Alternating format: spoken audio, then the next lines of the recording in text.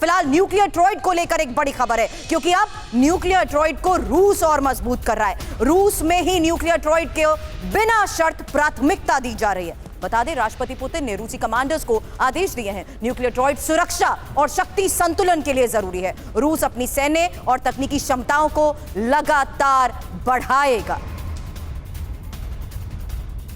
अब रूस के इसी विनाशक न्यूक्लियर ट्रॉयड को लेकर खबर क्या है आखिर ये जमीन, हवा, पानी से परमाणु हथियार दागने की क्षमता रखता है। दुश्मन के लिए उसे पूरी तरह खत्म करना लगभग असंभव है। रूस दुनिया के उन देशों में जिसके पास न्यूक्लियर ट्रॉयड है, और रूस की जमीनी परमाणु ताकत समझिए, जहां इंटरकॉन्टिनेंटल बैलिस्टिक मिसाइल के साथ साथ RS-24 यार्ड्स टोपोल M जैसी मिसाइल है। समुद्री परमाणु ताकत रूस की जानिए, पनडुब्बी से दागी जाने वाली बुलावा मिसाइल है, सेकेंड स्ट्राइक कैपेबिलिटी का मुख्य आधार। वहीं हवाई परमाणु ताकत रूस की Tu-160, Tu-95 जैसे स्ट्रैटेजिक बॉम्बर्स हैं। साथ ही परमाणु बम या क्रूज मिसाइल ले जाने में भी ये सक्षम है। अब सवाल ये कि आखिर क्यों जरूरी है न्यूक्लियर ट्रॉयड? अगर एक सिस्टम नष्ट हो जाए तो दूसरा जवाब दे सके। देश की सुरक्षा और शक्ति संतुलन बनाए रखने के लिए ये जरूरी है। अब एक तस्वीर देखिए, ये सैनिकों की विधवाओं से पुतिन की मुलाकात की वो तस्वीर है जहां युद्ध में जान गंवाने वाले सैनिकों की पत्नियों से पुतिन ने मुलाकात की। युद्ध में लड़ने वाले सैनिकों से मुलाकात, रूस की रक्षा करते रहेंगे, पुतिन की तरफ से कहा। अब रूस के तातरिस्तान में हमले की तस्वीर, जहां तेल पाइपलाइन में कैसे आग लगी। यूक्रेन से अटैक ड्रोन आया और हंगरी को होती है पाइपलाइन से तेल की सप्लाई, जिससे साफ है एक बार फिर से हाई वैल्यू टारगेट्स को हिट किया जा रहा है। और ये तेल पाइपलाइन में लगी आग की तस्वीर देखिए। अब रूसी Mi-28 हेलीकॉप्टर का एक्शन, यूक्रेन पर मिसाइलों से यह हमला। Mi-28 में सवार होकर रूसी सेंटर फोर्स का यह अटैक है। यूक्रेन के ड्रोन यूनिट पर हमला किया गया। फिलहाल ये एक और तस्वीर है जहां देखिए किस तरीके से ड्रोन अटैक किए गए। यूक्रेन की ड्रोन यूनिट पर यह अटैक बताया जा रहा है और Mi-28 में सवार होकर रूसी सेंटर फोर्स ने अटैक किया।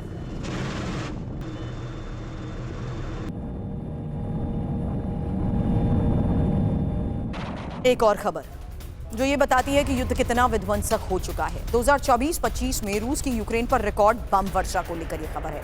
दूसरे विश्व युद्ध से भी ज्यादा हथियार यूक्रेन पर दागे गए हैं। 2 साल में 79,000 टन गोला बारूद बरसाया गया है। यूक्रेन पर सबसे ज्यादा ड्रोन और मिसाइल से हमला हुआ है। ब्रिटिश टैबलॉइड द सन के हवाले से इस खबर को लेकर क्या दावा किया गया।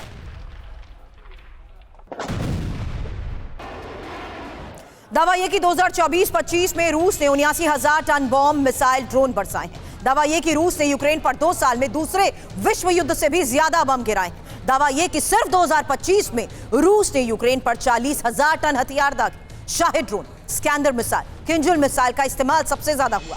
2024-25 में 40,000 से 60,000 तक फैब ग्लाइड बॉम्ब गिराए गए हैं। हमलों का निशाना बिजली घर, ऊर्जा ढांचा और रिहायशी इलाके रहे। 2025 में यूक्रेन में लगभग 19,000 एयर रेड सायरन अलर्ट बजे। अब रूसी हेलीकॉप्टर पर मैनपैड से हमला। बता दें कि A-52 हेलीकॉप्टर पर यूक्रेन ने हमले को अंजाम दिया। देखिए तस्वीर, रूसी हेलीकॉप्टर पर हमले की यह तस्वीर कि A-52 हेलीकॉप्टर पर यूक्रेन ने हमला किया। अब एक और तस्वीर, रूसी सेना की टैंक यूनिट का यह युद्धाभ्यास, टर्मिनेटर टैंक क्रू का युद्धाभ्यास, ड्रिल में 5वीं गार्ड्स ब्रिगेड का युद्धाभ्यास। तो बर्फ के बीचों बीच कैसे यह युद्धाभ्यास किया जा रहा है। हालांकि विंटर ऑपरेशन को अंजाम देने से पहले ही लगातार युद्धाभ्यास को लेकर दावे किए गए। ये रूसी सेना की टैंक यूनिट के युद्धाभ्यास की लेटेस्ट तस्वीरें हैं, जहां टर्मिनेटर टैंक क्रू के युद्धाभ्यास की ये तस्वीरें सामने आई। ड्रिल में 5वीं गार्ड्स ब्रिगेड का युद्धाभ्यास। अब एक और बड़ी खबर है, ये यूक्रेन के लिए यूरोप का सुरक्षा प्लान कैसे तैयार हो रहा है उसको लेकर रिपोर्ट। रूस के खिलाफ बड़े एक्शन की तैयारी, यूक्रेन को यूरोप देगा नेटो जैसी सुरक्षा। हालांकि यूरोप के नेताओं ने 6 पॉइंट का प्रस्ताव रखा है। ये प्रस्ताव है क्या और आने वाले वक्त में इस प्रस्ताव के तहत क्या वाकई यूक्रेन को यूरोप नेटो जैसी सुरक्षा देगा?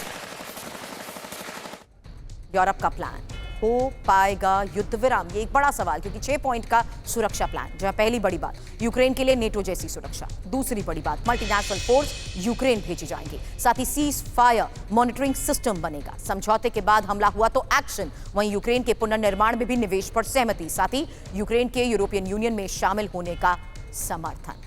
खबर रूस के बेलगरोद पर ड्रोन अटैक की, जहां यूक्रेन ने लॉन्ग रेंज ड्रोन से कैसे हमला किया, देखिए तस्वीर। गैस डिस्ट्रीब्यूशन हब पर ड्रोन दाग।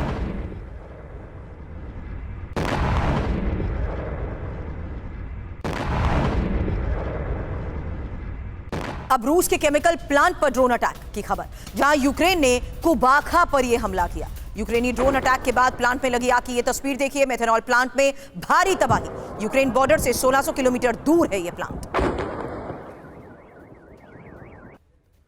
अब यूरोप के देशों की जासूसी में रूस लगा है। बड़ी खबर यह है कि रूस ने यूरोप में जासूस तैनात कर दिए हैं। सैन्य ठिकानों के पास जासूसों की तैनाती को लेकर दावा किया गया। स्थानीय नागरिकों की भर्ती भी रूस कर रहा है। ब्रिटिश टैबलॉइड द सन के हवाले से इस खबर को लेकर क्या दावा किया गया, क्योंकि यूरोप में रूसी जासूस, यूरोप के कई देशों में रूसी जासूस फैले, सैन्य ठिकानों के पास ये मकान खरीद रहे हैं। रूसी खुफिया एजेंसी GRU को टारगेट मिला है। मकान खरीदने का मकसद है जासूसी और निगरानी करना।